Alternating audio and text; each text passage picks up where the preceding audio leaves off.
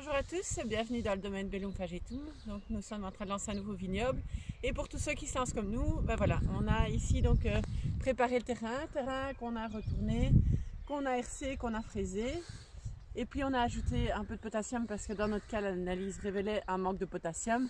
Maintenant évidemment vous devez faire l'analyse de votre sol et voir ce qu'il en manque. Et maintenant on a déjà planté un peu hier mais je voulais vous montrer comment on fait. Donc je vais reprendre la main en vous montrant le travail de mon compagnon qui lui trace les lignes. Bonjour à tous aussi, bienvenue au domaine. Donc voilà, je vous ai expliqué la préparation du terrain et ici on est en train de tirer les lignes.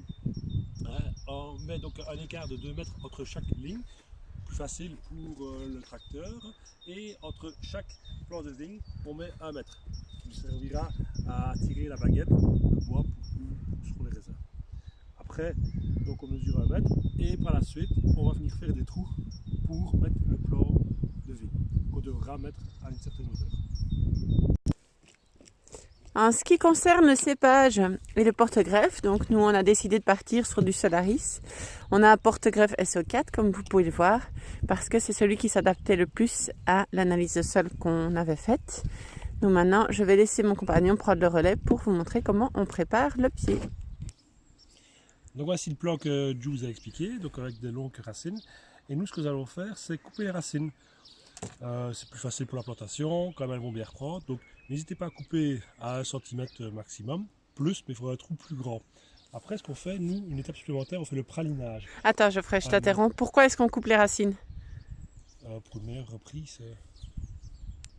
Oui, donc on coupe les racines, parce que sinon, avec les grandes racines, quand on les met dans le trou, elles pourraient remonter. Et le but, c'est qu'elles aillent vers le sol.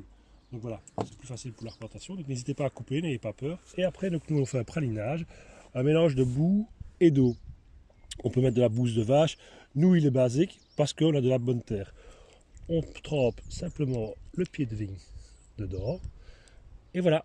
Et alors, on met dans la petite caisse avec les autres qu'on ira porter le long des lignes.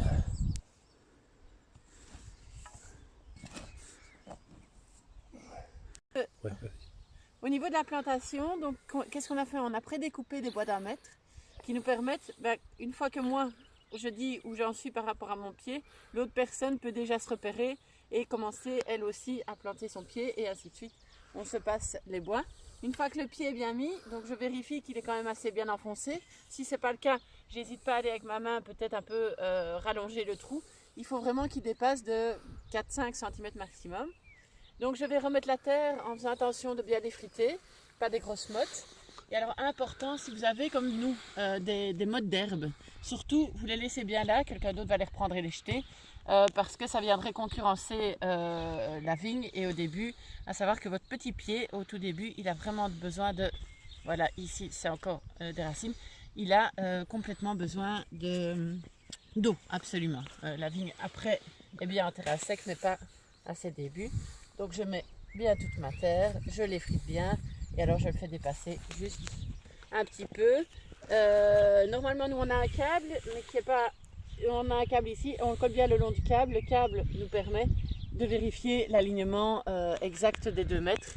Ici on ne l'a pas encore tendu parce qu'il est 7 h du matin et qu'on commence à préparer le terrain pour quand les gens vont arriver. Et donc normalement il y a un câble qui est tendu ici et donc on met le pied exactement contre le câble pour être sûr des 2 mètres de distance, parce que si c'est pas juste, le tracteur va avoir des soucis. Et puis on a la ligne pour faire les 1 mètre entre les pieds. Voilà, on espère qu'on vous a expliqué ce dont vous avez besoin. N'hésitez pas à nous suivre sur notre page Facebook Domaine Bellum Fagetum. On mettra encore plein d'autres vidéos parce qu'on aimerait bien apprendre en même temps que vous et vous permettre, si vous voulez lancer un projet, d'avoir quelques petites bases. Merci, au revoir.